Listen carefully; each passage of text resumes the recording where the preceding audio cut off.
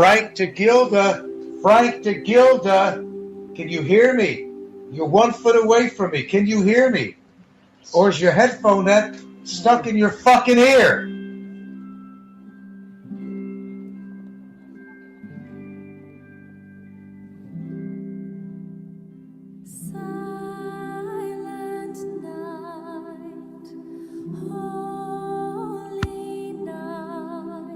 I don't know, man. You can put headsets on me, and I can hear something, and I'm half deaf in one fucking ear.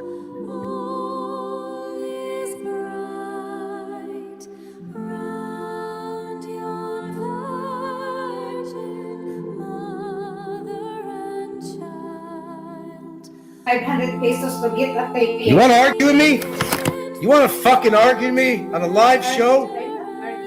Don't fucking argue with me. I just tell you because I'm sick of you listening.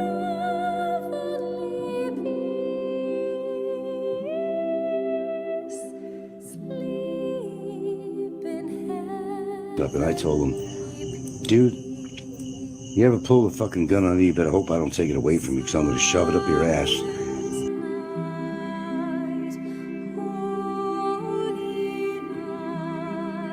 Hey man, if you want to get those donations, people are asking questions, I can get them to my girl, but you have to send them to my PayPal and I'll send them directly to her Gcash.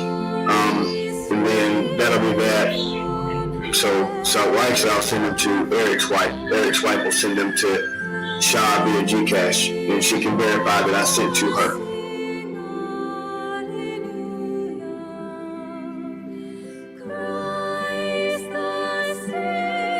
So, yeah, if you could do that for me, man, I appreciate it. So that way, Shaw can get the money, and she can get my lawyer and get it to Ricky so everything can get paid.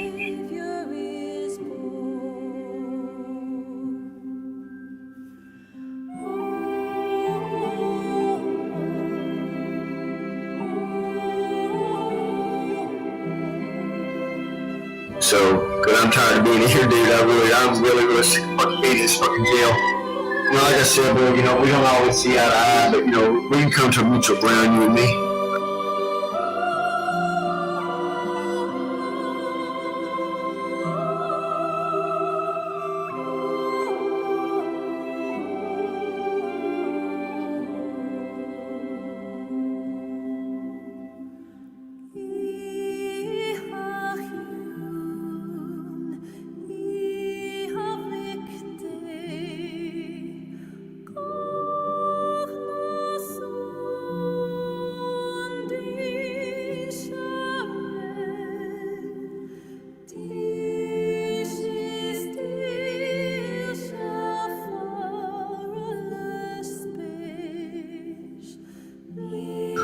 Which is good. So stop calling me Bummer. You know what I mean? I appreciate that. My name is Barry. My name ain't Bummer. My name ain't Bama. My name ain't Hobgoblin. It ain't Troll.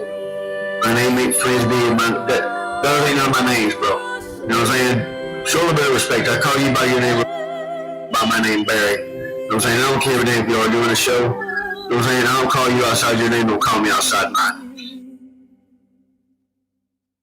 Here we go. Dude, that's on camera. Stay away? Come on, there we go. This is a print. This is a print, folks. Come on. Yeah. Tell that to the viewers. Come on. You're on camera this time, baby. You're on camera. Fuck you. To me or them? All. Oh.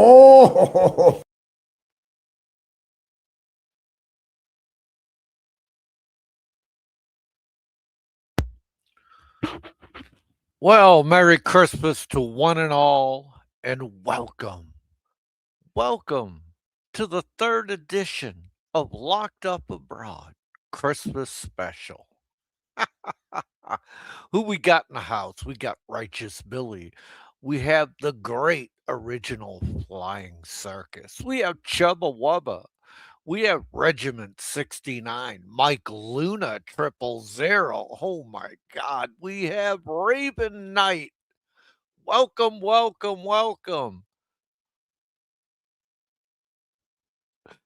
We have Omega Man 12 Volt. some of the names you guys come up. We got Mike Dowdy. Mike Dowdy's in the house. The great Don C is in the house. Welcome, welcome.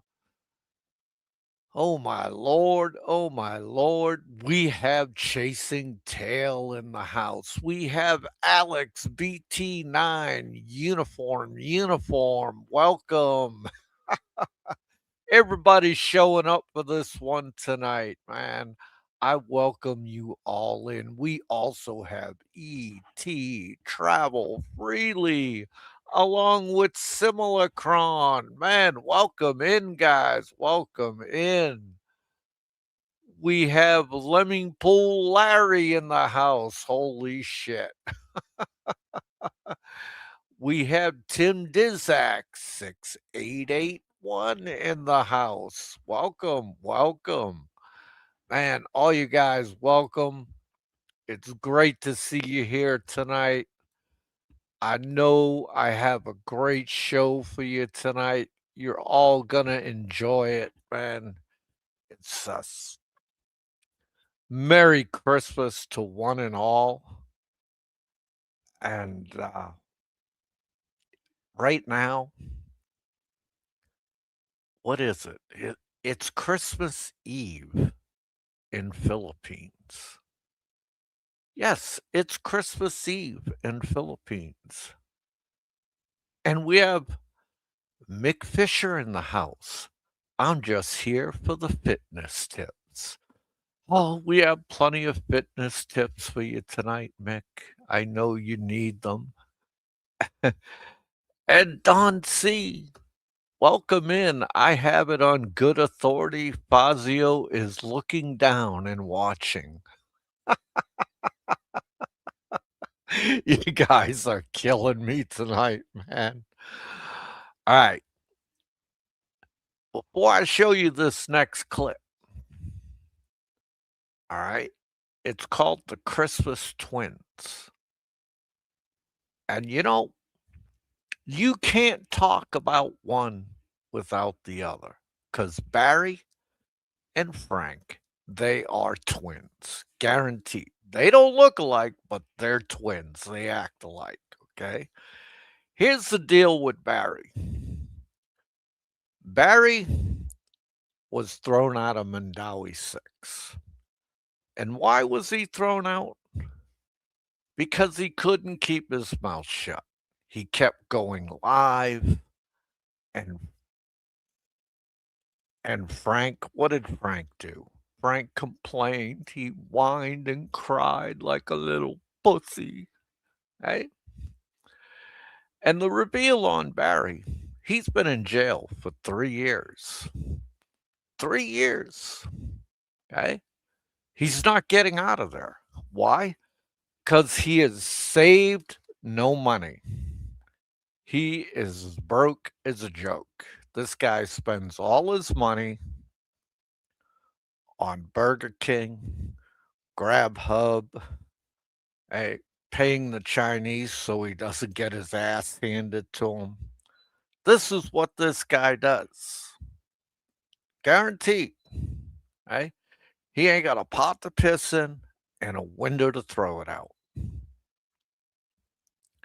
And he has ruined his situation to the point where nobody's going to pay to get him out.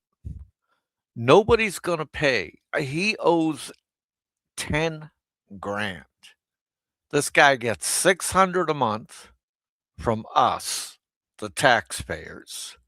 And what has he done? Every month he squanders his money and he begs off of 3 and 4 people for pocket change. Barry is not getting out. He's not getting out in January. He's not getting out in February. He's just not getting out. Barry's there for the long haul, like I told you. I told you a long time ago that Barry is his own worst enemy, and he's going to be locked up there for a very long time. He has pissed Cebu off, Cebu immigration off, and he has pissed Manila immigration off. This is why he was transferred from Bicutan to Bilbit, because Barry is a problem child and everybody wants to get rid of him.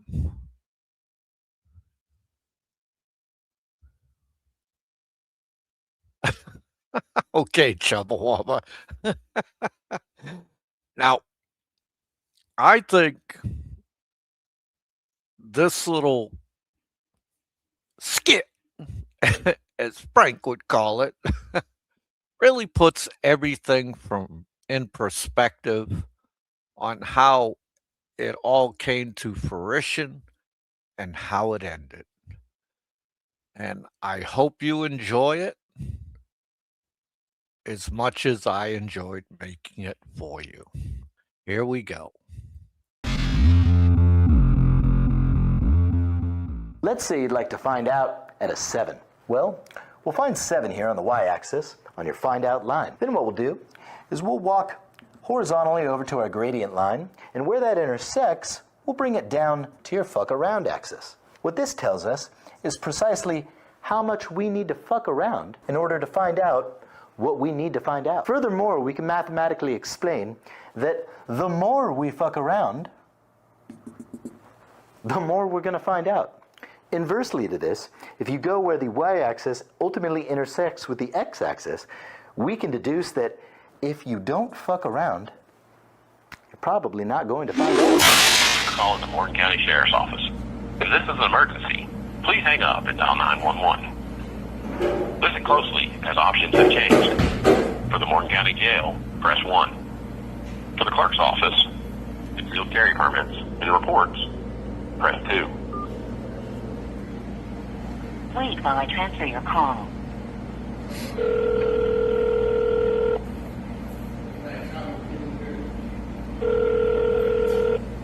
Morgan County Sheriff's Office. Yeah, can I speak to the Warrants Division, please? Yes, hello. Thank you.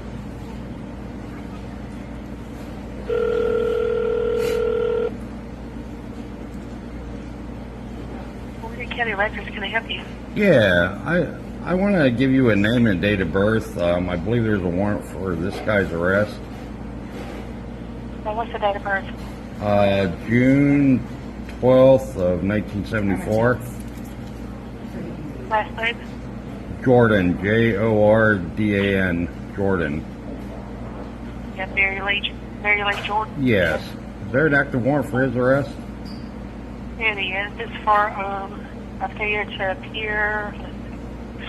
It's a child support warrant. Oh, failure to appear in child support. Yeah, failure to appear and pay for his child support. Okay, and it is definitely an active warrant then. Yes. All right, thank you, It's ma'am. from 2013. 2013. All right, thank you. You're welcome. Bye. Cocksucking motherfucker. Come by my motherfucking house, you asshole. Come to my motherfucking house, motherfucker. Just fucking come by my house. I look forward to it. Cause you ain't scaring nobody. Come on, motherfucker. Come on. I want you to. I'm ready, baby. I'm ready. Come over here and fuck around. Watch what happens to you, boss. When I crush your fucking head with a rock, you worthless fat piece of shit. Every one of y'all come knock on my fucking door.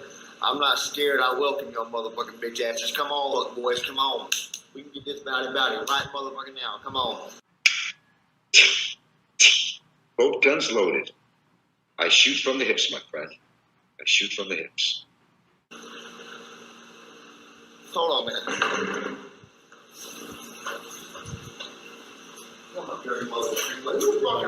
You know. See, and there's a bell. Y'all like the bell? Look at that. And the red works. Look at that. Oh my God. Chew gum. I don't have the teeth to chew gum. You guys know that I'm the Toothless Wonder, you know what I mean? The Hobgoblin, you know, that's my nickname, you know? So Hobgoblin, you know what I mean? Short for Hobgoblin Munchkin, you know what I'm saying? So, you know, he called all kinds of things. Give peace a chance, baby. Give Bama a chance. Give people a chance. Give me a chance.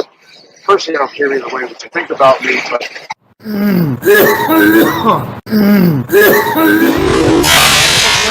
Vanilla, you're gonna pay.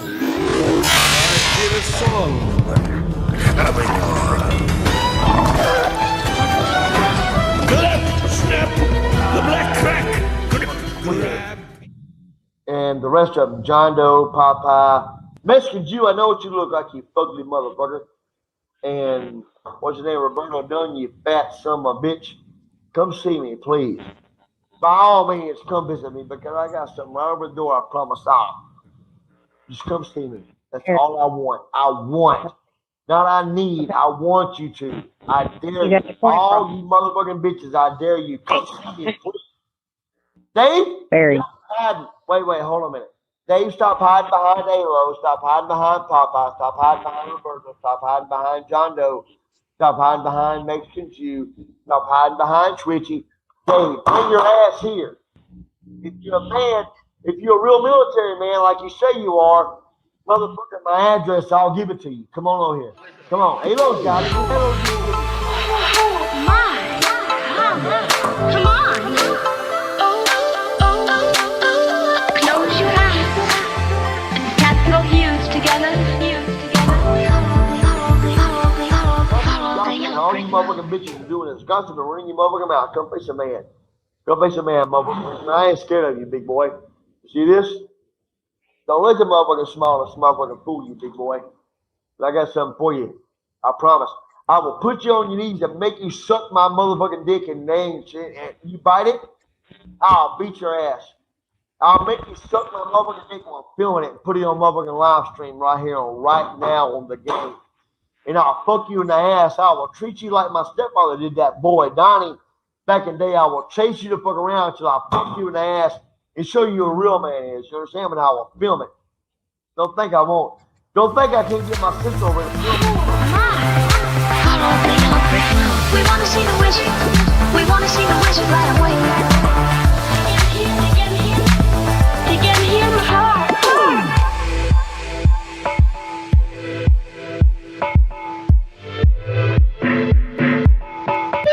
Beyond the moon, beyond the rain. Toe tag. So John Doe, Popeye, do all the videos you want to. Dave, come on, you fucking pedophile. Come on here. You know what, JW, I understand what you're saying, man. I really do, but I want to see proof first before I let off saying he's a pedophile. That's what the fuck he is. Straight the fuck up. That's what the fuck Dave is. Dave, bring your bitch ass on over. Come on. Yeah, I'm starting with you. Come on, Dave. Hey, Lo, you're here in Cebu. Come on, bring your faggot ass. I'll go out here. I'll tell you what, tomorrow night, Jay and I are going to El Gecko. Tomorrow night around 7 p.m., we're going to El Gecko tomorrow night.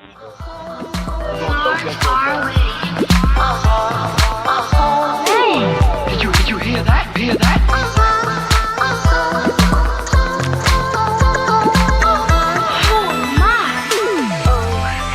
You're the best friends anybody ever had. And it's funny, but I feel as if I've known you all the time.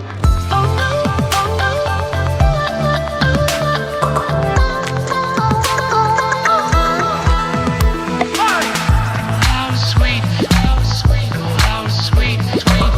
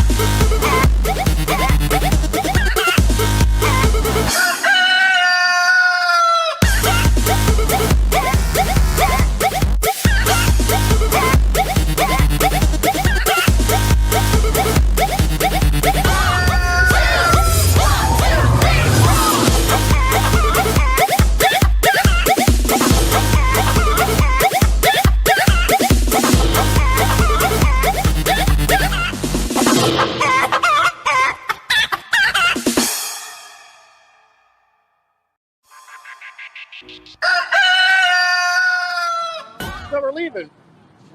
I apologize. It was over the line. For what? Because I never threatened anyone in my life, except for Popeye, because he's been harassing me since 2000. He's been harassing me since 2000. No, wait a minute. We've been doing this for 2000. We've been honestly just trying to put content up to this community. You're backing up dudes that's trying to rape and murder my family. You're backing up dudes that harass the entire fucking community for years. And you come in here now tonight as a tough guy. What are you going to do to me now? You've been here 4 months in country and you're fucking... No, well, first of all, I shouldn't have said what I said about you, and I apologize. I'm wrong. I went over the line. That's wrong, okay? I never said it's all entertainment. It's all real. This is real. This is real. Yeah, it is real. But Big E fucked with me, all right? He showed up 5 times unannounced to my location, okay? I became his friend. He donated my channel. I thank him very much. All right. Again, I was locked and loaded. I was locked again. I was locked and loaded. I was locked again. I was locked and loaded. I was locked again. I was locked and loaded. I was locked again. I was locked and loaded. I was locked. Now we always leave Santa cookies and milk, but I think the house down the road left him a bowl of spicy chili, and we paid the price. The fire was crackling, the embers were red. We were all tucked snug in our feather bed. Then I heard a rumble from up on the roof. Sounded louder than a reindeer hoof. It wasn't a jingle and it wasn't a bell. It was followed closely by a powerful smell. The pressure was building in his big round gut, and the chimney acted like a megaphone.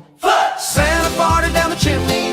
It blew the soot right off the brick. It wasn't a ho-ho, it was a low, low blow. From the backside of St. Nick, the dog passed out and the cat turned green. The worst silent night that I ever seen. Wanted presents, but we got a whiff of a North Pole gaseous gift. Now Grandma woke up and she grabbed her cologne. She said something died inside the danger zone. The living room filled with a foggy haze that put the Christmas tree into a daze. The stockings were hanging, but they curled right up like a wilted flower or a paper cup. Santa shouted down, sorry about that blast. I shouldn't have ate that bean dip quite so fast. Stop, clap, stop, clap. Had to rumble the floorboards and rattle the wreath. It shook the ditch. Right of Grandpa's teeth. He's lactose intolerant, we should have known. Next time leave that boy a scone. He finally shimmied down, he looked quite pale, holding his belly and gripping the rail. He dropped off the toys and he ran for the door. Said, I gotta find an outhouse, that's for sure. He jumped in the sleigh and he flew out of sight, propelled by the gas into the starry night. If you see a shooting star that's burning blue, it might be Santa passing over you. Stop, clap, stop, clap. Santa farted down the chimney. It blew the soot right off the brick. It wasn't a ho-ho, it was a low, low blow. From the backside of St. Nick, the dog passed out and the cat turned green. The worst silent night that I ever seen. We wanted presents, but we got a whiff of a North Pole gaseous gift. Somebody light a match! No, wait, don't do that. You'll blow us all to kingdom come.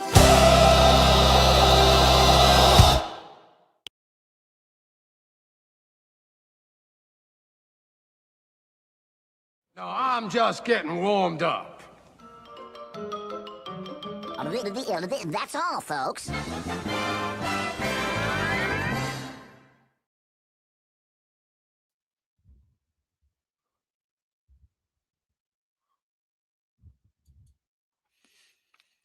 There you go, folks. There you go.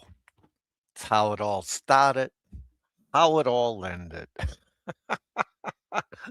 I hope you enjoyed that as much as I enjoyed making it. Okay. And a little side note, Mandawi 6 is not closed. It's not being renovated. None of those things. I can guarantee you it's up and running and there's plenty of guards there. Okay? So always remember, wherever Barry goes, he wears his welcome out. Right? And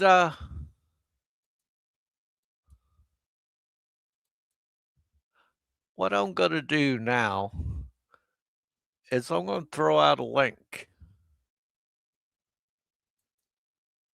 And if anybody would like to come on, you're more than welcome. So, let's see who else we got in the house. Raven Knight, I'm glad you're enjoying the show. Okay? I'm glad you're enjoying your show. But don't worry, folks. We will get to the Frank soon. Okay? All right, ladies and gentlemen, boys and girls. I want to thank you and a very special guest here. Welcome in, Mick. Ho, ho, ho, you bunch of despicable creatures. Mick, what can I do for you tonight?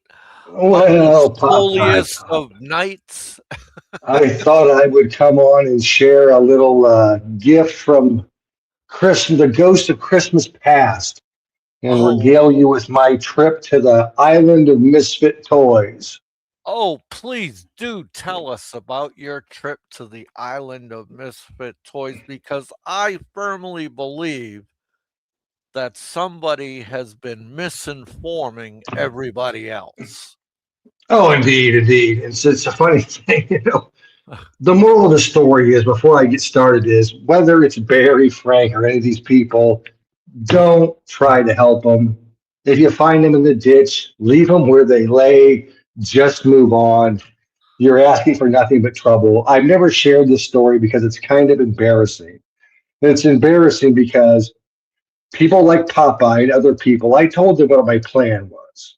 And they said, you're a fool. This isn't going to work. And, me naively thinking, well, maybe. My assumption always was our little friend, the Van Tyen Baller, was just a lonely guy. He really needed a friend. And I thought, maybe if somebody would take the slings and the arrows to befriend him a little bit, that maybe he could be persuaded to drop all this madness. People will go, are you on Team Barry? Are you on Team Frank? I said, I'm on Team Sanity. And this was the most insane thing, that I'd ever heard of. The overstay part of it was fine, but the whole thing with this, I'm going to get you put in jail because you called me a coward. That was one of the charges. And so I started going on Frank's show. This is the preamble. And I started playing his little trivia game. And that's why, Frank, if you say I'm full of crap, I've got a very, very, very good memory. That's why I'm good at things like trivia. So I remember exactly what happened going there. And you recounted that you had seen me on a live stream or heard me, and that you would stand by it. I'm assuming you'll stand by it in court, that I was on a live stream. The only problem with that is this is the first and only live stream I've been on the whole calendar year. So that's not exactly a true fact. So I went on his show, started answering his questions, and eventually, it wasn't long, and I'm the only person that had a real name. Everybody else that goes on Frank's has got a fake name or a troll name, because they're all pretty much trolls. So Frank makes me a moderator. And so why is this happening, Popeye? People are literally threatening me. I'm getting messages and emails. Do you know what you're doing? But telling me how evil Frank is, and basically saying, backdoor kind of hints of, this won't go well for you. And I'm like going, Christ almighty, So I start contacting him by email. And I did have a reason to go to Van Tyen anyways. The big casino that they're doing up there, some friends were thinking about investing in a condo. They weren't in country. They said, would you go up and put an eyeball? I said, okay, I'll kill two birds with one stone. So I started negotiating. This is what it was, a negotiation with Frank to meet him. And I said, one of my things was, and this was done specifically, was I don't want you to film me or Yaz. We're not a big thing as far as, the YT is nothing for me, and she just does it part-time. And the point wasn't to hide or conceal anything. Yads and I have been filmed together dozens of times. It was simply to see what kind of person Frank was. So I was going to take something from Frank that I thought was important to Frank. Frank wants to film everything. He wants documentation. Look, this is my buddy. You know, every single thing. So, and I told Yads before he left, I said, I guarantee Frank will agree to this. And he very hesitantly agreed to do it. And I said, he will put us on film. I said, I guarantee it. And then say that it was a mistake or it was an accident. And I go, this is just the kind of personality. This was my assumption. So we go up there, we meet them. We go to the Cuckoo Bar, which most people I think are familiar with on Van Tyen.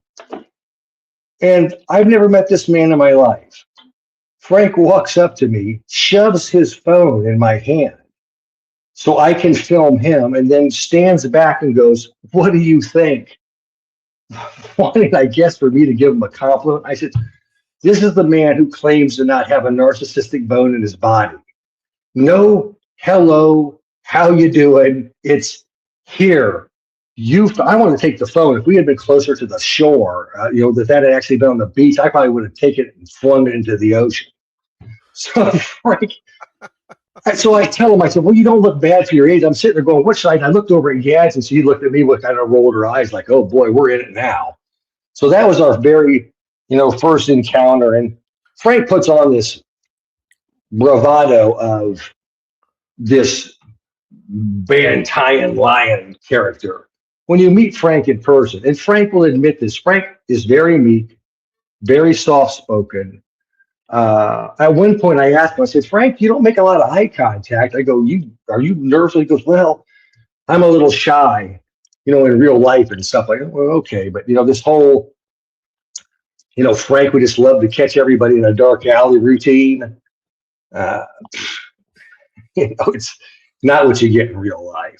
So what you're saying is socially awkward recluse.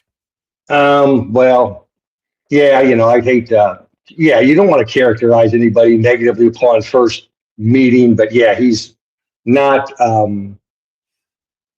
near the persona that he represents in online. So after that, we had that meeting, and of course, I insisted upon paying. The reason I did that was we met 3 times for 3 meals, and I told you, I'm paying for everything. I'm never going to have Frank Battaglia sit there and rant and rave about, and we bought him a meal, and this is how he treated us. So I said, that's never going to happen. So we decided that Frank is wanting to get a car, get a grab, because where we were staying is very close to Frank. And Frank was like surprised. He goes, well, that resort you're staying at's like right close to my house. I'm like, yeah, Frank. I can tell it. Like, we all know where you live, Frank. And so we decided to hook it because Yads likes to walk. I like to walk. Gilda was like, yeah, it'd be great. We walk. So Frank's like, oh, okay, we'll walk. And, Frank has on many occasions talked about on flat surfaces he could walk all day. Yeah, that's not happening. They walked back there, and Frank wasn't like gasping for air or anything like that, but he was definitely. He's not out getting his 10,000 steps in every day, not even on his treadmill. So, and I know Frank's looking more now towards his fitness goals with the dumbbells and all that. So, but at that time, Frank was this big, I can walk all day. It's like, dude, we didn't walk very far by our standards. And yeah, he was a little gassed at the end of that trip. So I'm sure he'll say, that's a bunch of bullshit. But dude, the fact I was there, I saw it. So the next morning we agreed to meet for breakfast because we're going to go in the afternoon to look at this place. And so they come to resort, and Gilda comes and sits down, which, by the way, everybody gives Gilda a lot of crap. Gilda is a fine person. There's nothing wrong with Gilda. There's nothing wrong with the children. The children are very affable. They're socially well adjusted. They're very friendly. The short time that we met them, Gilda is very, easygoing, nice lady. The only stick in the mud, the whole ointment is Lolo Grumpy Pants. He's the only one that's the downer. So we meet him for breakfast. So Gilda shows up first, and where's Frank? Oh, Frank's filming. I thought, oh, surprise, surprise. So Frank comes walking along, and I looked at Yaz and I said, watch this, he's going to put us on camera. Because Frank is panning back and forth. The resort has buildings on the left and the right. He's walking down the middle, and Frank comes over. And if anybody goes back to the replay channel and looks at the thumbnail for the video, I'm giving Frank the death stare because I know exactly what he does. He films us and then quickly acts like he moves the camera over. And of course, later he tells me, oh, some troll got a clip of you and her by accident. That's just Frank's personality. He was told he couldn't do something. He agreed to not do it, and he did it anyways. There was no reason for him to film that. He comes over and he sits down. He tries the Brevis move. He puts the phone down on the table, and there's a microphone attached to the top of it. The microphone's obviously on. The light's on, and I said, Frank, put that away. What? I said, the microphone's on. He goes, oh. He tries to play stupid, like, oh, is it really? I said, put it in your bag. And so again, Frank wanting to, secret record. So you start to get a feel for this is the kind of person that he is. So we have that, and we set up this meet up at this the Lagoon Paradise Club, whatever it's called, for later in the afternoon. So we go there. You got to take bonka boats over to it. You can't walk to it. So you take a short bonka boat ride, and we get off of our boat. Frank gets off his boat, and the kids are like on each side of Frank because it's like a small plank, and like they're going to carry Frank off of there, And after Frank goes, well, I don't know why they helped me. This and that's like, oh, Frank, you're an old man. I didn't say it to him, but it's like, dude, you're an old man. So of course they're going to help you, get on and off the boat. And so we sit there. We have a meal. The kids come. The kids bring a few friends.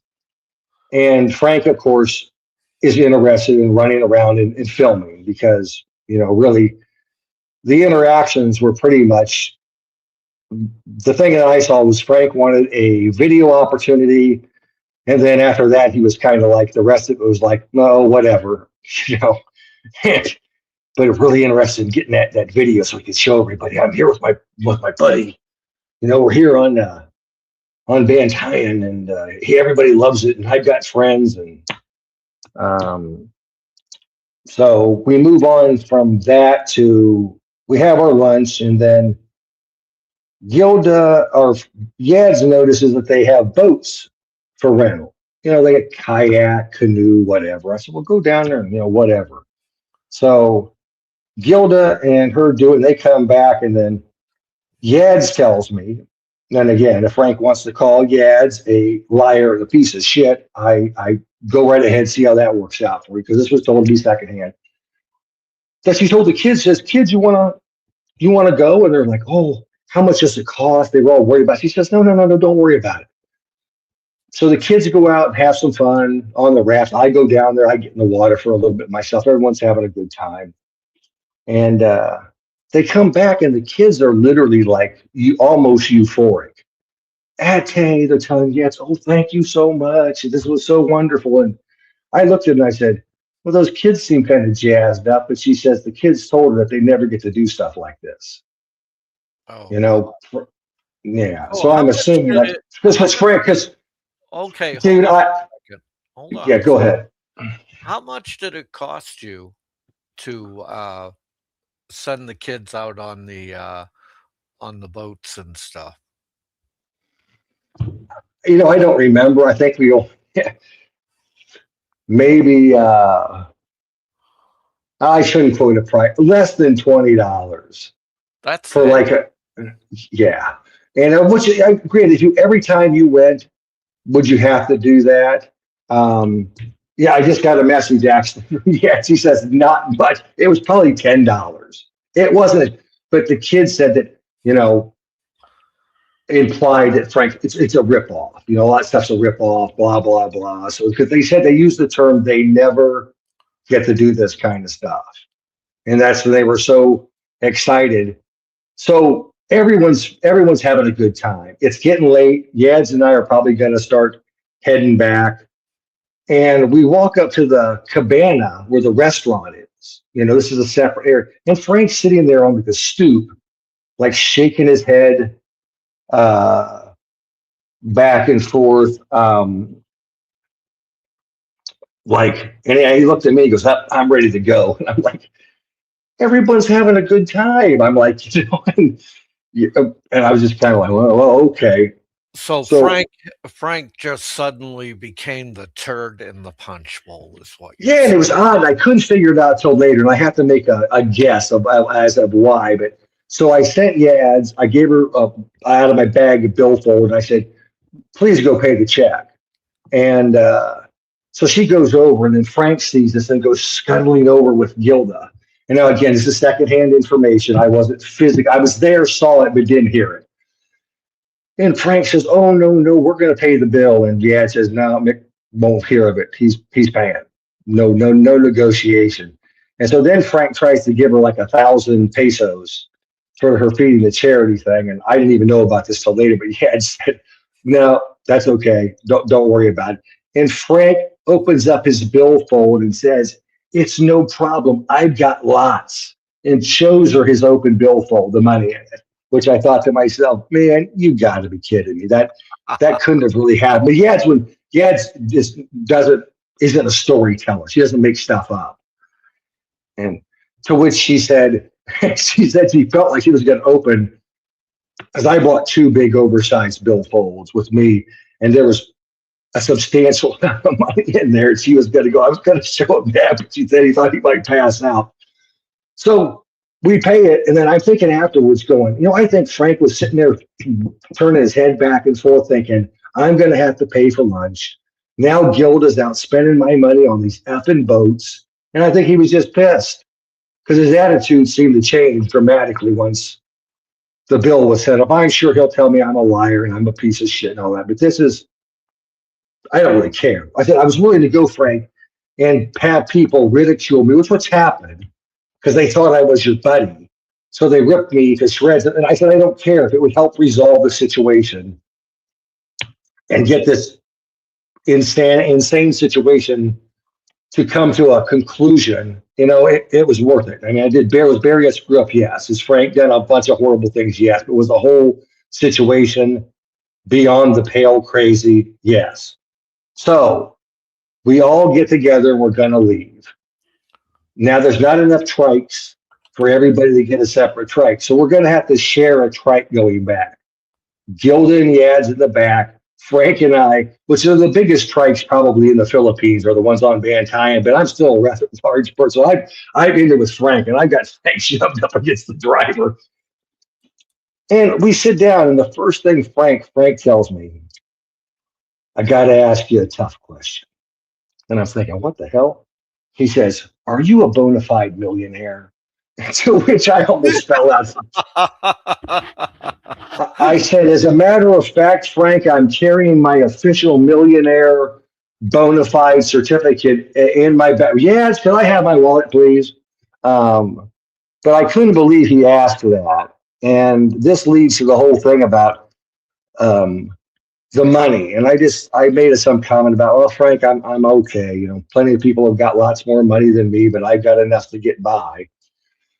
And while we're right, I said, Frank, is there any sort of compensation we could come up with? You get your attorney's fees paid, whatever, that we could do something to just forego all this stupidity. And he looked at me and he says, well, I don't know. I might consider it for 1 million pesos. So the whole million pesos was pesos. He wanted 1 million pesos to think about it. And God's honest truth, I lived to be 100. He said that, and I thought, I just was like in my mind, I thought, oh, sweet Jesus. There's nothing.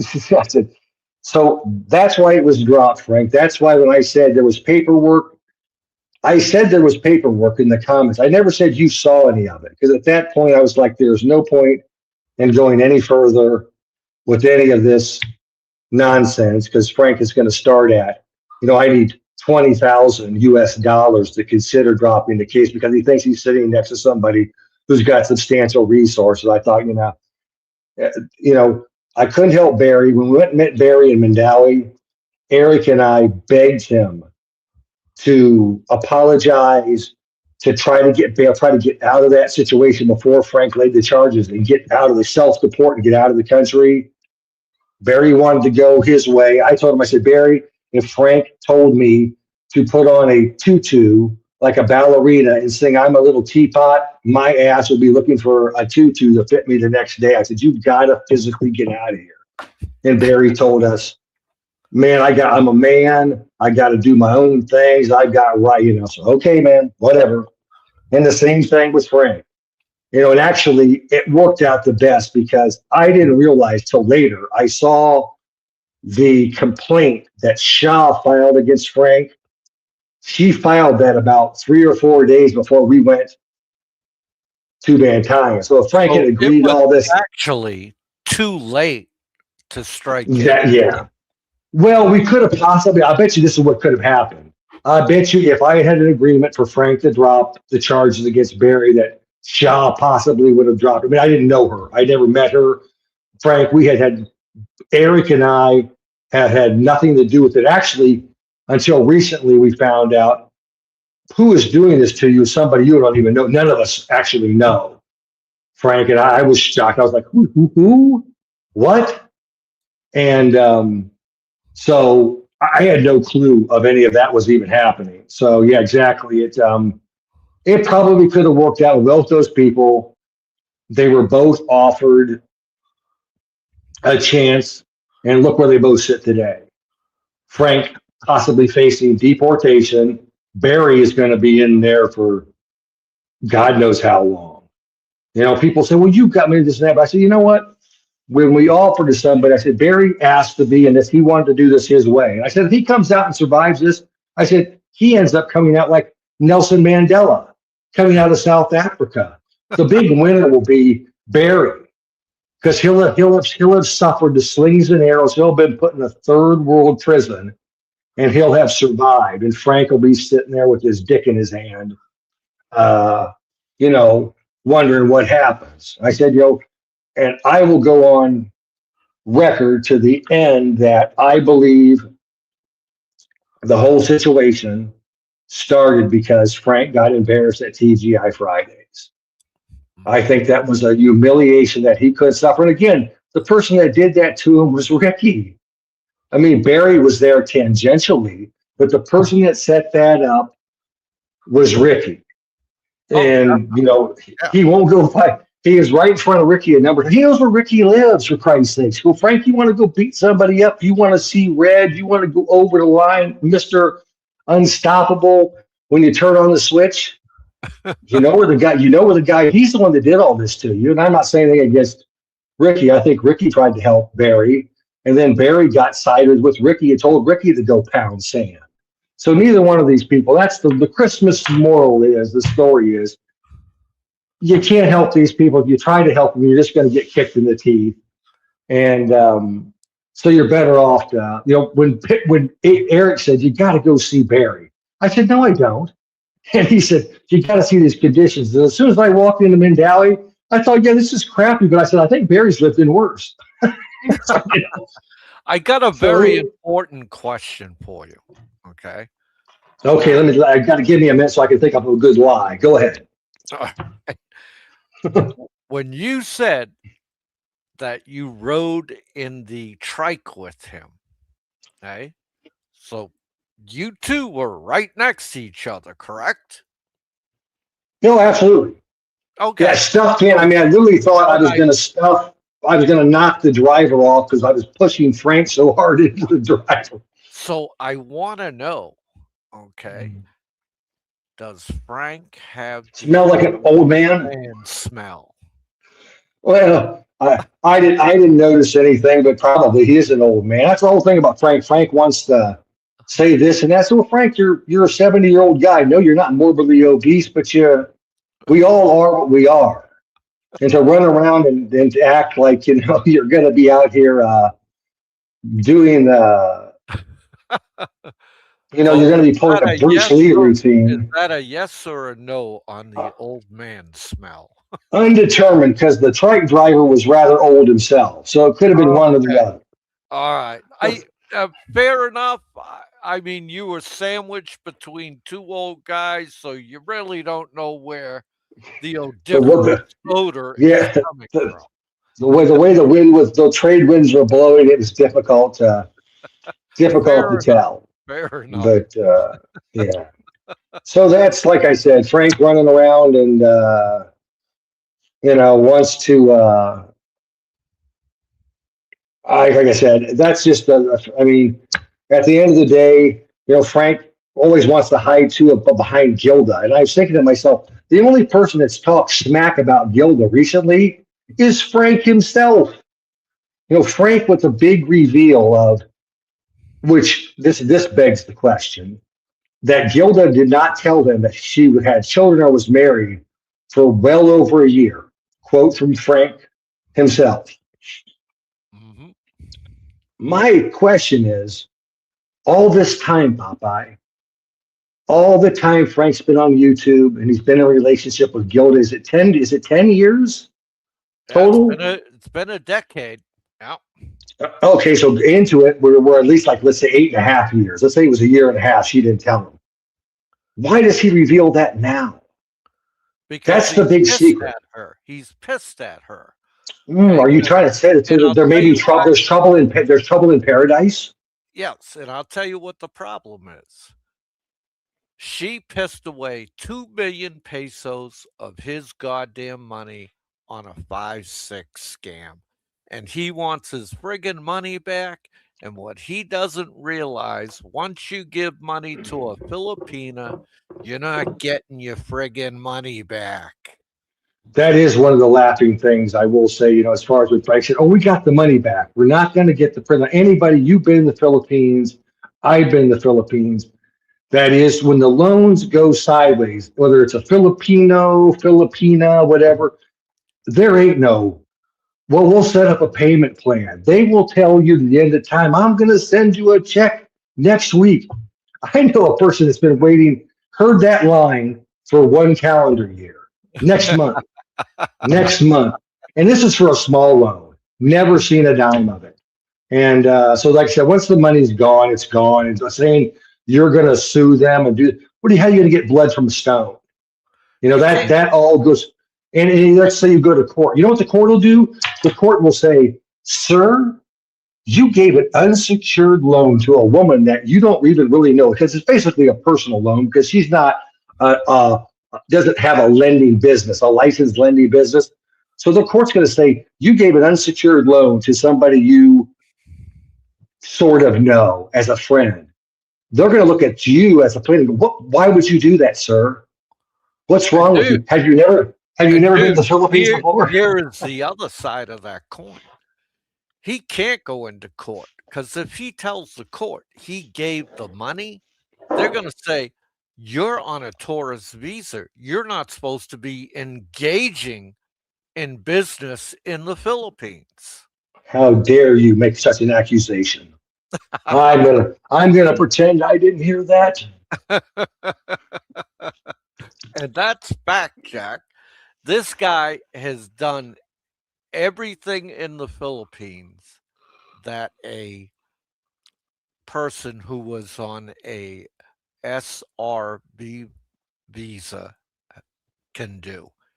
He's not. Do you mean, wait a minute, are you telling me that declaring that the Philippines is your home for life and that you're going to die there and that you've got a residence and a family, you're not supposed to be doing that on a tourist visa? Is that what you're telling me? That is correct, kind sir. Well, I'll be damned. Well, there goes my plan. So, Mick, I'm sorry you can't go over there and buy some washed up mama-san a house. You can't go over there and start a 5-6 loan business. I'm just going to start calling. These things don't look good, and it kind of catches immigration's eye. All right. Yeah, exactly. Well, that's that's what you would think. You would think at the very little. Let's say Frank gets to stay. Which people are saying, we want him kicked out. We want this and that. Personally, I want Frank to stay exactly where he is. Because if that's not purgatory, you're living on. I mean, Frank's the only person who's on both sides of all arguments at all times. He loves the Philippines. He hates the Philippines. He loves Van Tyen. He hates Van Tyen. He loves the food, the culture. He hates the food and the culture. He's okay with the medical service. He thinks the medical service is. See, you cannot be on both sides of the argument. You just can't. You don't get it both ways. All right, and that's Frank in a nutshell, right there. Yeah. Yeah, like I said, he wants to be, he's the Van Tyen lion. I will kick your ass in a dark alley. And also, what are you going to be happy beating up a 70-year-old man? You can't be frail Frank and a lion of the Van Tyen at the same time. You know, I told people that you can't have your cake and eat it too. And Frank wants to, when it's convenient for him, when he wants to attack the guy from Estonia and say, well, that guy ought to have a child seat in the car. My God, they ought to throw him out of the country. And then if we say anything about Frank, why don't you all just get a life? You know, we need to all go get a life. But if Frank's involved, it's perfectly legit. He's there for public safety, the public good, you know. So again, it's hypocrisy. That's really the bottom line is. Omega Man, look, let me tell you how it works. Yeah, you could buy a house on a tourist visa, but you can't buy a house on a tourist visa. It's going to be in a Filipina's name. Okay. Frank put up the money. Frank does not have a fucking house. Okay. Gilda has a house. Jimmy has a house. The children have a house. And I will tell you, Frank's days are numbered. One of the interesting things too is when I did talk to Frank, we were talking about that because that is one thing, again, my little hidden trick with, I probably shouldn't say this, but I understand, I don't speak it, but I understand more Messiah than I let on. Yeah, I figured that out a long time ago because I would start giggling. She says, you know what we're saying? And they're speaking to Messiah and they're talking, and Gilda says, the house is mine. I pay all the bills. And I looked at Yaz and I pulled her to the side. I said, did she just say the house is hers? She says, yeah. She says, the house is hers and she pays all the bills. And then I asked her, this is Yaz speaking, well, what does Frank do with his money? And she says, well, his supplements and his exercise stuff and his court cases. And so that threw me for a loop. But in talking with Frank later, I said, Frank, come on. Gilda has the house in her name. You have this lease and all that. You know as well as that this is the Philippines, dude. It's hers. He talks about, well, if we ever split up, it would sell it to be 50-50. That's about like getting your loan payment back. I want to see how that works. Good luck. So let me summarize everything you just said. Okay. Wait a second, I'll do it for you. Nick Fisher's full of shit. From what I understand, what you told me, you went there, to get Frank to drop the case against Barry. Okay. Yes, and in service of that, I was willing to be Frank's buddy. I mean, I don't think anybody can stay friends with Frank long term. Right. Because I don't mean to cut you off, but the second that we were there and Frank had like the messenger stuff, and I think Ricky would verify, he would send me messenger messages all day, nonstop. I mean, dozens and dozens and dozens of messages about all kinds of silly shit. You have to say, hey, man, I got to go. And you would cut him off. And then he'd come back. And he'd also do like he rage quits YouTube. He'd get mad at me and he'd block. He'd say, F you, whatever. He'd be like, Frank, I know you went back and tried to delete all the messages. They're all saved and screenshotted. So after he would kick me off. He would block me, and then the next day he would start a conversation with you again, like nothing happened. I mean, it was really odd. So after you went there to try and get him to drop the case against Barry, and because you knew if he kept going, that he was going to get himself in trouble. You Well, I did tell him that. I said, Frank, I go, you say a lot of stuff about a lot of people too, and he kind of acted like that kind of went in one ear and out. It's just like Barry. I mean, Frank and Barry are actually much similar than, you know, on the outward appearance of it. But as far as their character, they're not going to listen to a lot of So what you say. I'm correct in my last Popeye short that I put up here tonight, Christmas Twins. Okay. Yeah. Having met both of them, they have a lot of the same idiosyncrasy. The whole idea of they think that they're different. The rules don't apply to them. Because I said a lot of this. I said, Frank, you've said a lot of stuff about a lot of people. And I said, anybody could turn the same system against you that you're using against them. And he just kind of looked at me like they didn't register. And I thought, Now, oh, well. Here's what really disturbed me about Frank. When he started going after you and Yachts, and he said, and I'm paraphrasing him, and it was really ugly. He said, "Oh yeah,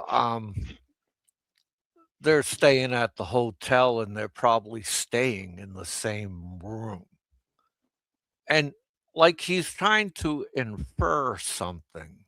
You know what I mean? And Yeah, that's like Frank's normal speculative nonsense. Whenever he says something, boy, it's obvious, and he'll call somebody a pedo. He'll see a guy on a live stream who's around children, and Frank starts calling them a pedo. When it's Frank, you have no evidence of that.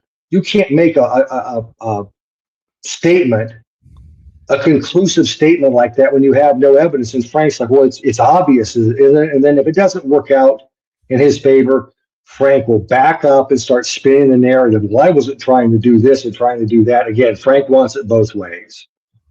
And that's just how Frank is, you know, and anytime you see him in an argument. I was very disturbed about that because, like, every year I give money to Yachts for the kids Christmas time, and because, like, she's the only Filipina I gave money to that actually went to the kids. I got the video proof. I got the receipts. This is what I spent, Popeye. This is what I didn't spend. I spent it on A, B, C, and D. And I see the video of all the kids at the school getting fed, getting gifts. And that's why I give. And far as I know, Yachts is a very respectable woman in her province. And No, yeah, 100%. it doesn't really behoove Frank to, you know, infer that she's something else, if you get my drift. Oh, Jack. Well, even if we were, like I said, that was the case, I would be proud to say, that's my girlfriend. You know, whether we were or weren't, it doesn't matter. And people say, why would you bring her up? Because Yads has an impeccable reputation. And she was, like I said, she was there as a witness, as my friend. So when I say stuff and she can go, yep, I was there and heard it too. And if you want to try to impeach her character, good luck. That's probably not going to work out real well for you. And like I said, there's nothing, you know, Frank always tries to imply, if anybody, but Frank hides stuff. You know, Frank didn't tell us about the deal with Gilda. And I got this, I think, too. You know, Gilda went a year and a half and doesn't tell Frank about the children or that she's married. Why not keep that going? I think after a year and a half, somebody, again, speculation, I can be called names. I think somebody showed up with a ring in her hand to make an honest woman out of her. And she said, oh, Frank, I've got to tell you, I'm already married. That would be my guess, because she went that long and he didn't have a clue or didn't notice. Why not keep it going? And so I think that's another little potential wrinkle. I have a message for Frank tonight. Okay. And the message is everything that's being done against you legally, A, is not coming from Mick Fisher. B, is not coming from Richard Jarrett. C, is not coming from Drew Nordy. And D, it is not coming from Jay Stillman. Because in the past couple of days, I have had somebody contact me who's actually taking all the legal action against you, Frank. Okay. And this person does not have a channel, does not have troll channels. Nobody knows who this guy is. And when I talked to this person personally on the phone, who is in Philippines this morning, I told him I don't want to know your name. If you have channels, I don't want to know them. And he explained everything to me from A to Z on where Frank stands. First and foremost, Frank, you are not getting any information out of Manila. Manila is keeping mum the word. There is only one person that you can get information from Manila, and that is the complainant, Shah.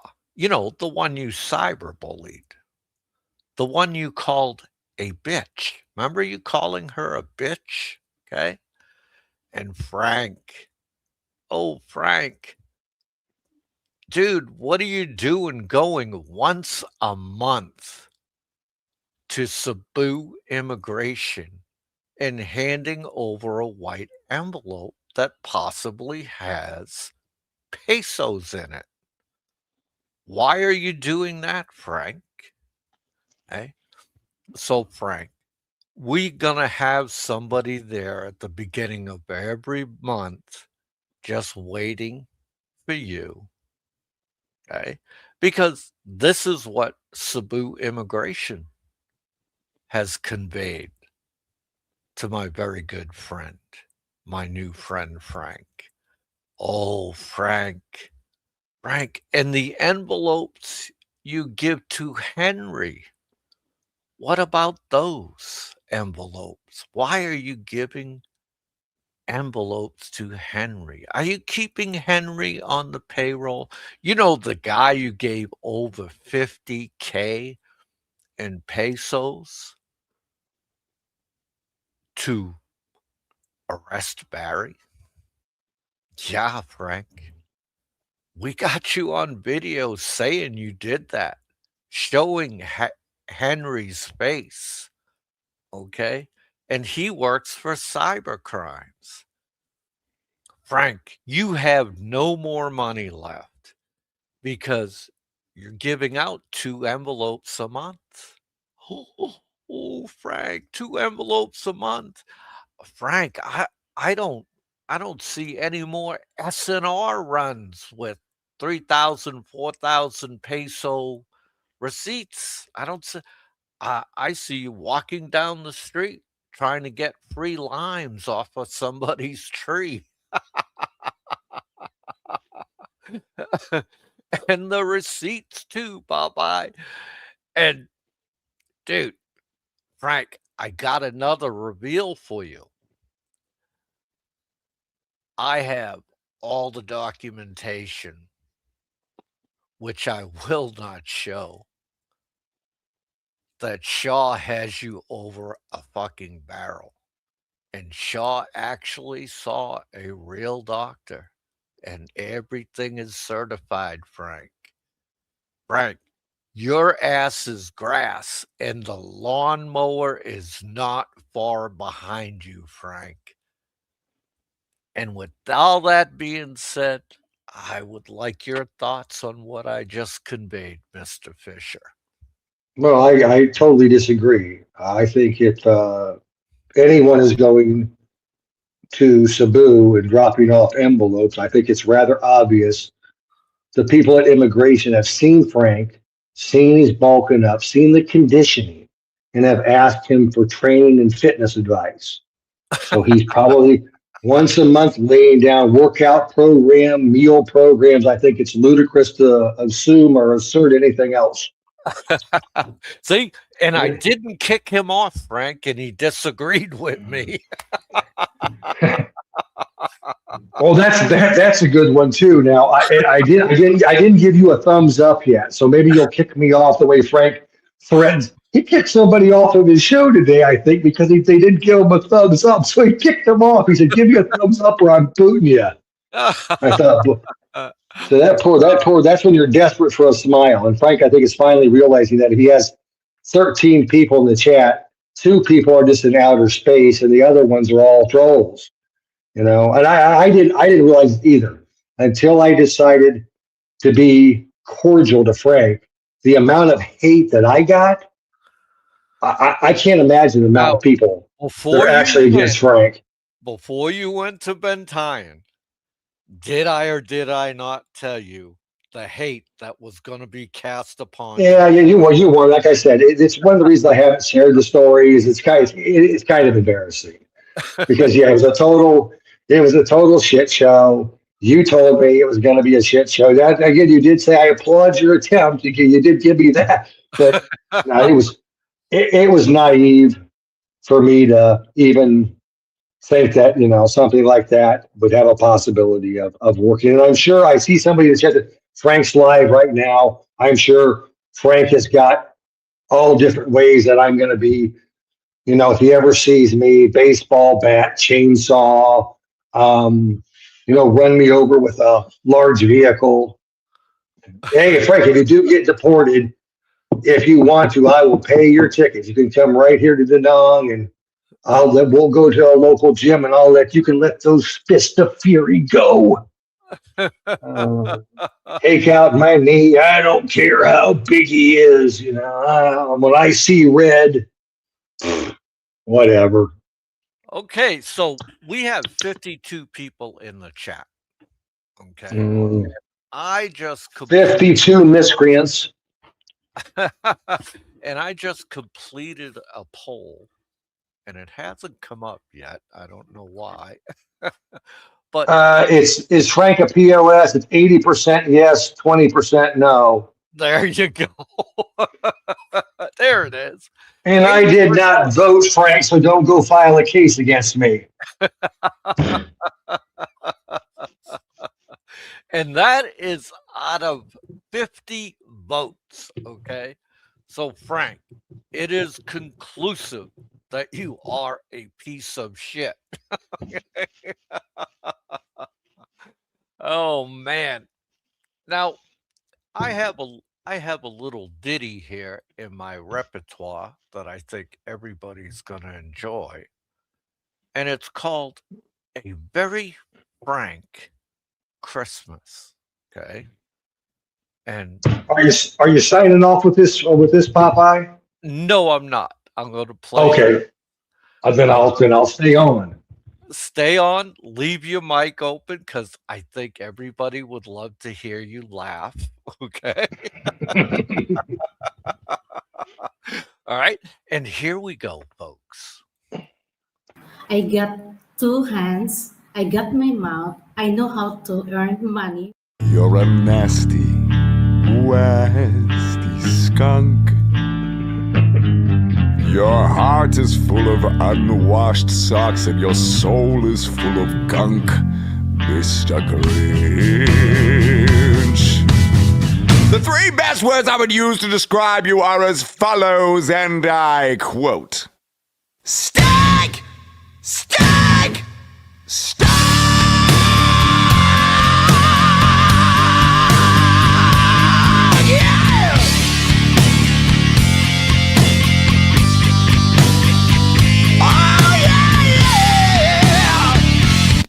Mick Fisher said, you said Gilda didn't tell you she had any children for over a year.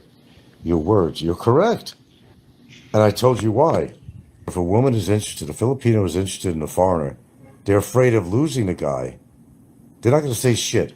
What they wait for, Mick, that you get emotionally involved with them. Then they feel free to tell you, because they figure they got you hooked emotionally, and she did. You're right, she didn't. You're right, I did say that. Okay, so then, okay.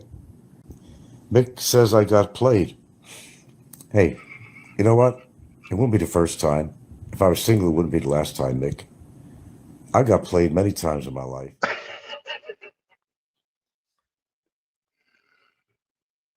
Oh, Lord.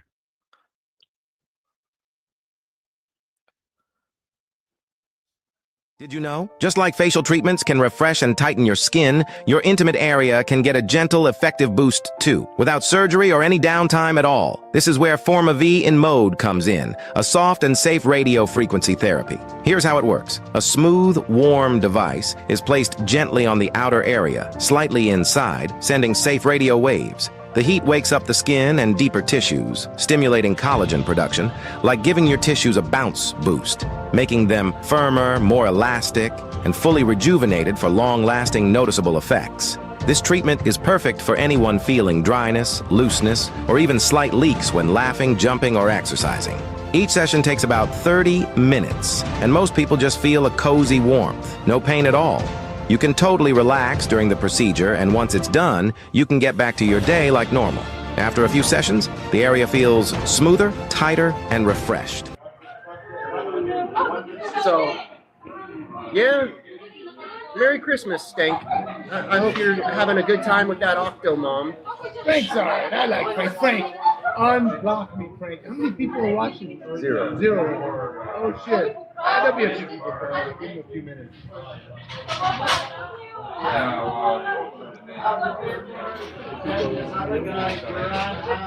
Yeah, you got one guy that came on.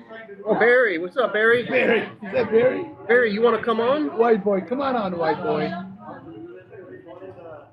Frail, my ass. What do you think I've been off camera on? I've been working out. I just happen to be one of these people that pretty much demands respect. So make any judgments you want on me, but understand one thing about me. I'm not a person to fuck with. I'm not a person to fuck with. Forget about my height, which I have no problem with, by the way. Forget about my fucking age. It's a fucking number. I've been working out.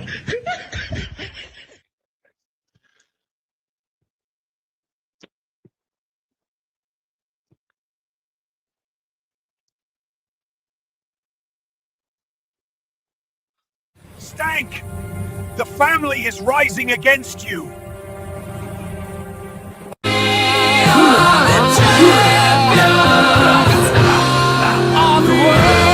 Stank runs and hides behind an excuse. I ran Stank off YouTube!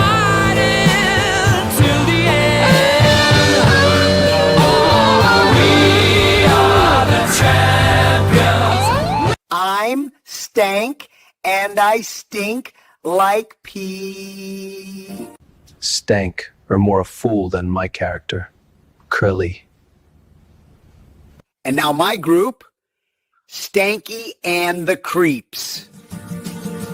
Stank bought another man's wife a house.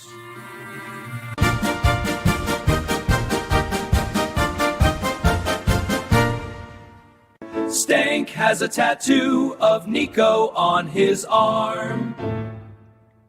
Stank stalked Roseanne Barr. Stank abandoned his dying brother. Stank has a tattoo of Popeye on his heart. Stank touched his junk on a live stream. Stank showed his bare arse on a live stream. Stank sang a song about a pee-pee-pee to a 9-year-old.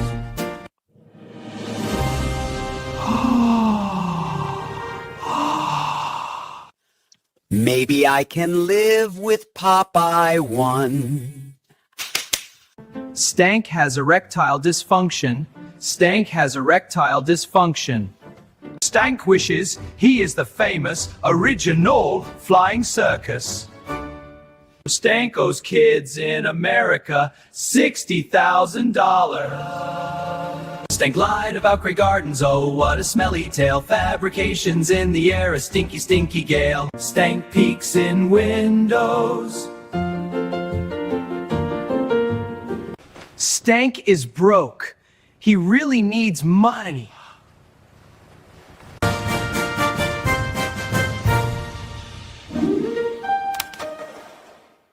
See, 2 pounds. Can't lift any heavier. I'm alone on Christmas. I mostly love the pictures. I hate flying circus. I'm lying. Ben tie on.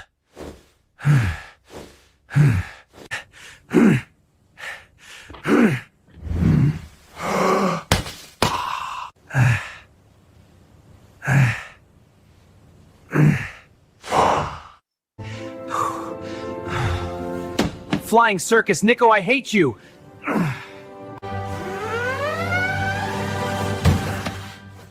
Popeye! Gilder, lift it off me!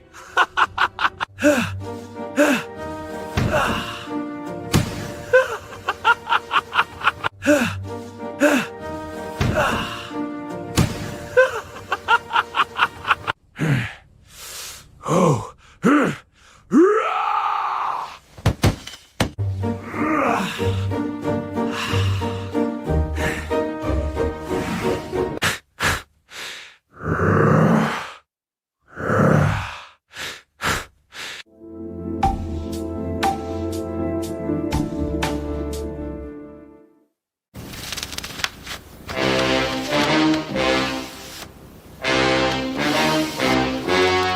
The story you are about to see is true.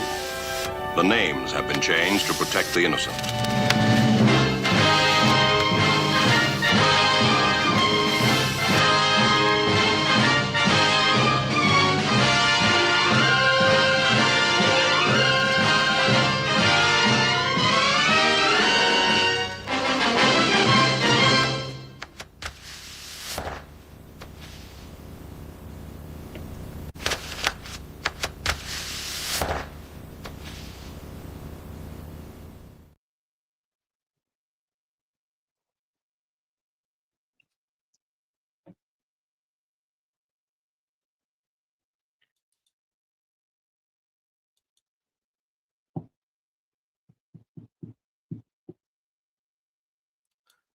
Yes, and that was another one of Popeye's little skits. How dare you? I'm ashamed. I'm ashamed to say I was on this show. I take everything back. And I just want to let Gilda know the gift cards for that procedure are in the mail. Okay. You're a hell of a human being. We've always said that about you, Popeye. Humanitarian through and through. It's a dirty job, but somebody's got to do it, man. Somebody. You know, speaking of gifts and whatnot, I one last point I want to make. As Frank always talks about, he doesn't give an F about you, me, Biggie, this person, that person, because we don't put food on his table. Well, I beg to differ. Frank, you have been on social welfare benefits for the majority of your adult life. You've used all kinds of different services of the government, Section 8 housing, unemployment, Social Security disability, and now full Social Security, which is 100% funded by taxpayers like Popeye, like myself, like Eric. And particularly, I think a guy like myself, I have paid an ass load of taxes in my life. I've had now children, as far as using the schools, the roads. And now I don't even get the roads, the fire, the police, none of that, because I live out of the country. And I guarantee you, with the disbursement I took off my investment this year, I'll pay more in taxes. And this is, again, a speculation, but I would be willing to stand behind it that I will pay more in taxes than Frank ever earned in his life as a salary, not money that he may have made off of selling a home. And that's every effing year. So no, Frank, we do put food on your table. And I think when you do your shows, you start every show by thanking your sponsors. John Q. Taxpayer. Because that's who's been footing the bill for your ass for years and years. Well, Original Flying Circus, you're welcome. I enjoy your work. I had to showcase it tonight because it was spectacular. And dude, you guys really need to subscribe to fucking Flying Circus. The dude knows what he's doing. Okay. Yeah, it's good stuff. Good stuff there. No doubt about it. And there ain't no way around it. So, Frank, it's over for you. Your days are numbered. Okay? And the person that's doing it to you, sorry, Frank, you'll never get his name. You'll never get his number. The person that's doing all of this to you, Frank, is going to fuck you so hard, you're not going to get up for a month of Sundays. Okay? Oh, man. Yeah, if any of the stuff, again, that we have heard, like I said, I'm not going to say any direct information or anything, but if half of what has been purported comes to fruition, then yeah, it's a game over. Lights out, kiss the babies and say goodbye. And again, people will say, well, I've got this right and I've got that right. The prime example is, remember the guy known as Paul Cardwell, aka World Zoom. They brought him into immigration and they had nothing on him. They had no laws he had broken in the Philippines. They had a wanted poster that was like 20 years old. The guy had done crimes in the United States, had served all of his time, and been kicked out of Thailand, but he had committed no crimes. He wasn't wanted. Presently, they held him for months. He was diabetic. He almost died in custody in Mandawi. Yeah. I mean, and so once they get you, and if they're, let's say they're a little not in the fan club, like you've annoyed them, immigration, you've constantly been up their backside, and they got a little bone to pick with you. Once they get you into custody, all bets are off. They can hold you and bleed you dry and keep you there till they're damn good and ready to let you go. I mean, this is, like you said, this country, I'm not there now. The Philippines is the fuck around and find out capital of the world. You know it, buddy. You know it. So, I have to say, Frank has fucked around an awful lot, and his find out session will be coming. Okay.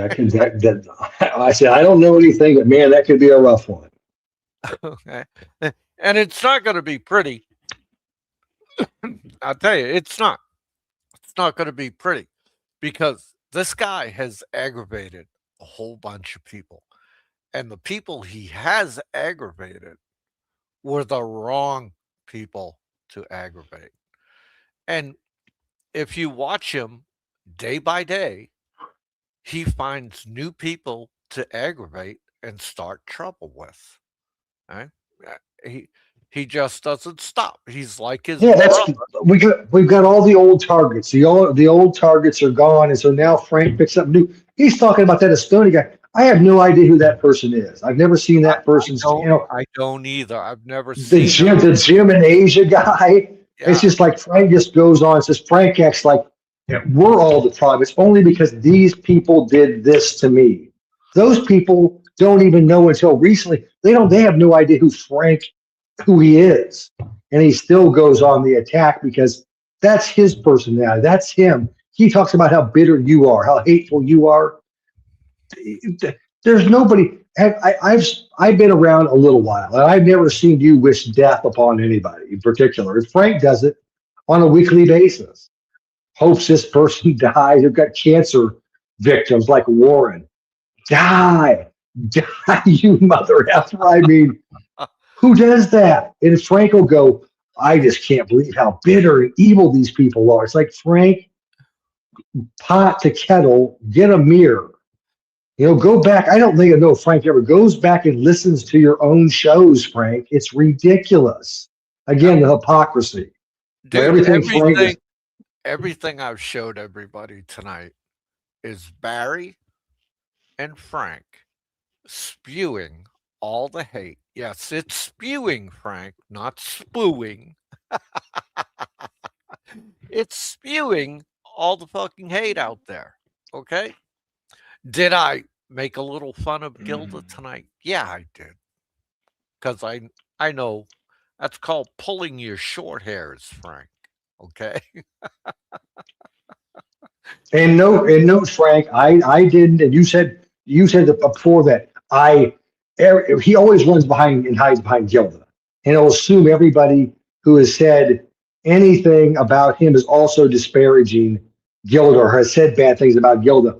I defy you, Frank, to ever find one word negatively I've said about Gilda. The only thing you could possibly relate to a negative term was me repeating what you said, Frank. And that's it. You know, you're not going to find it. And that's Frank's favorite call is, well, he was mean to me and to Gilda. And he throws Gilda in there for, well, he's got his, Filipina blanket of, protection as far as liability issues or whatever in the Philippines or wherever he does it. But nobody has an issue with Gilda. If Gilda if was not related in the situation to Frank, and she was just a separate person, nobody would have any problems with Gilda. Gilda is not the problem. And Gilda, actually, when you look at the end of this all, the smartest person, the winner in all this.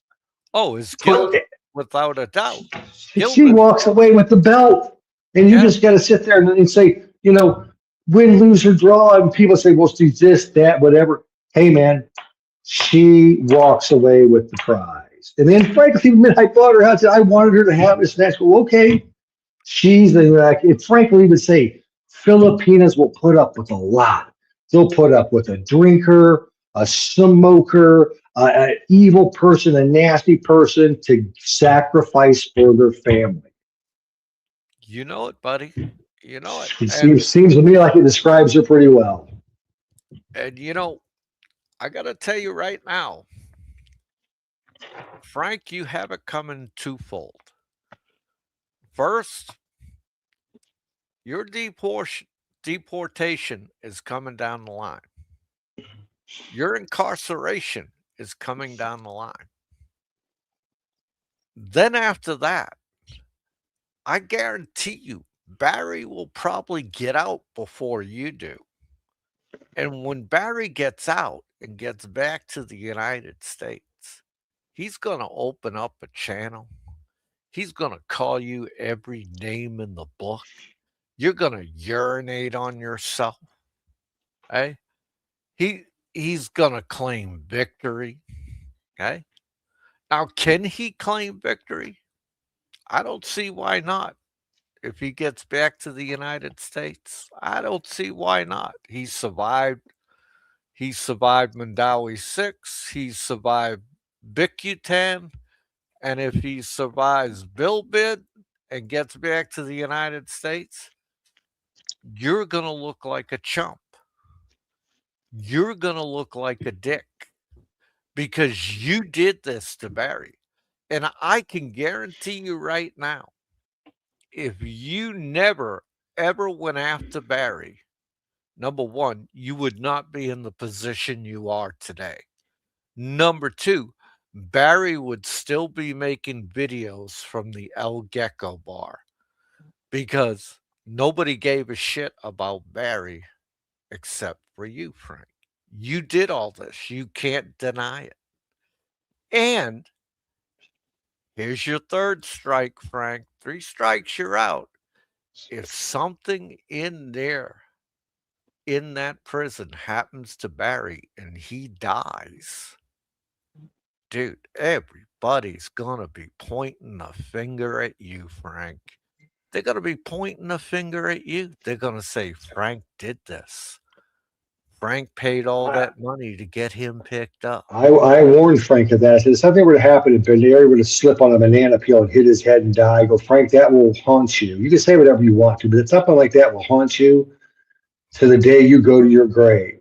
Kind of like the sort of a Edgar Allan Poe, the Telltale Heart or something. They go, that will eat at you because Frank, you're kind of has a worrisome nature about him anyways. And I said, you don't think that'll eat at you? I said, I guarantee it. People will call you a murderer and whatnot for the rest of you. Will be basically without a court trial, you'll be convicted of having done Barry Jordan. Oh, and by the way, here's another point. Frank, the term unalived came about because when you use the term like suicide or whatever, Google's algorithms will block your comment. So people had to start coming up with creative ways to say died, dead, murder, whatever, because you can't get it through Google. So that's why the term unalive. He spent show after show going, I don't know when this term came about, unalive, you know, typical Frank. Welcome to the new world, Frank. Welcome to technology. So that'll clue you in on that, Frank. That answers that question for you. And dude, Frank, if you get shipped off to Bilbid, just think of all the beautiful nights you and Barry can have spooning in the same cardboard box. Sounds like a rom-com to me. Now, of course, if Frank goes back to the United States, you're going to have to deal with him coming to your house, snatching your flintlock pistol out of your hand and shoving it up your backside. Oh. Frank, the firearm expert, he knows all about what kind of gun you got and what he's going to do to you. Mm-hmm. Yeah. Unbelievable. Mick, do you have anything else you would like to get off your chest? Well, I'd like to wish you all a disgusting new year, and I hope something bad happens to all of you. just like my buddy the Grinch of Van Hyen. The Grinch Right of now, Van Hyen. anyways, I hope everybody has a happy holiday, and this will probably be the last time you'll ever see me on one of these because my New Year's resolution is to dump all this crap. You could say Merry Christmas on this channel. Well, but I don't want to. No. All right, fair enough, man. Merry Christmas, Happy New Year's. Everybody go out and buy yourself a sleigh. Have a good time. That's the only thing I miss about America in the winters. We had actual sleighs because we had actual horses. So we would go dashing through the snow. But I don't miss the cold. All right, buddy, I'll let you go. All right, and thank you very much, Mick, and Merry Christmas, and give my best to everybody. I'll do it. Same to you, buddy. Bye-bye. All right. All right, ladies and gentlemen, I hope you enjoyed this Locked Up Abroad special. Okay? And I hope you enjoyed hearing from Mick Fisher on what really happened on Bentayne Island. Okay? And folks, I'm going to leave you with this. Okay? And I want to thank everybody who come in tonight and everybody who helped me make this special possible. And may God bless you all. And may all of you have a Merry Christmas and a good night.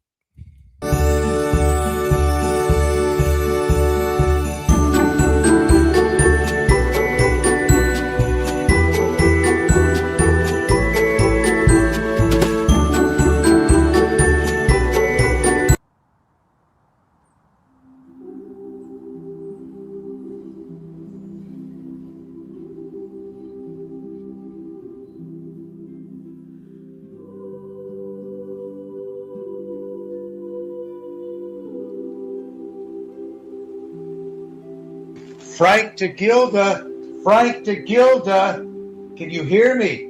You're 1 foot away from me. Can you hear me? Or is your headphone net stuck in your fucking ear?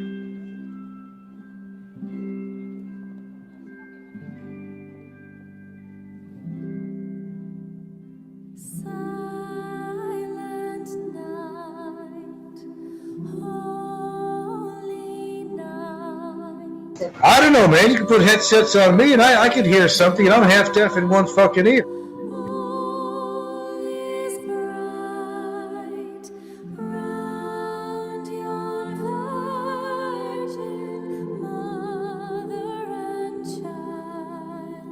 $500 to get a tape. You want to argue with me? You want to fucking argue with me on a live show? Don't fucking argue with me. I just tell you because I'm sick of listening.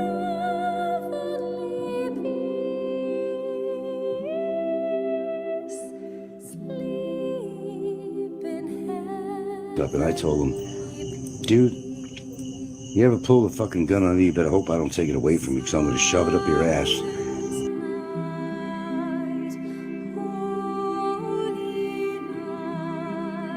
Hey man, if you want to get those donations, people are asking questions, I can get them to my girl, but you have to send them to my PayPal, and I'll send them directly to her Gcash.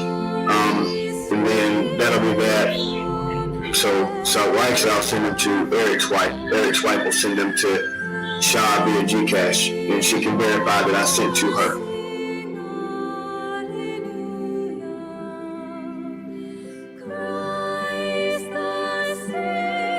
So yeah, if you could do that for me, man, I appreciate it. So that way, Shaw can get the money, and she can get my lawyer, get it to Ricky, so everything can get paid.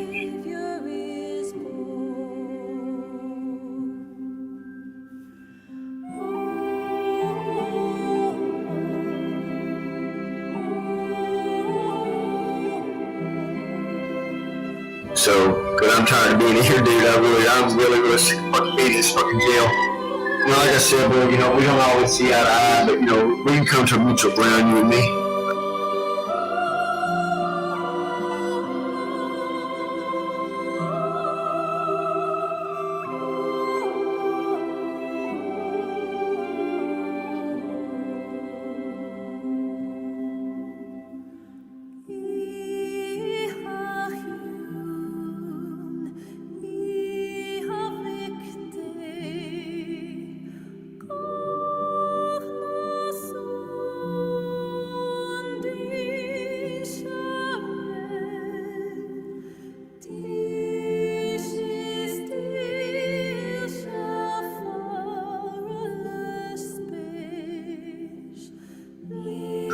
Which is good. So stop calling me Bummer. You know what I mean? I appreciate that. My name is Barry. My name ain't Bummer. My name ain't Bama. My name ain't Hobgoblin. I ain't Troll.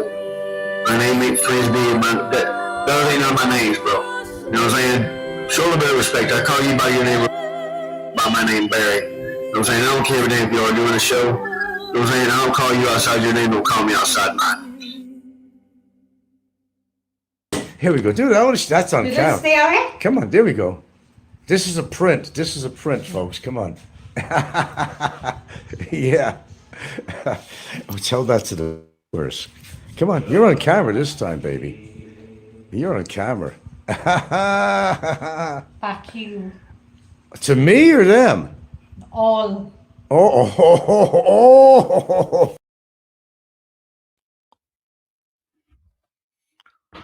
This is Popeye 1. I'm wishing you all a very Merry Christmas, and may God bless you. Popeye 1 out.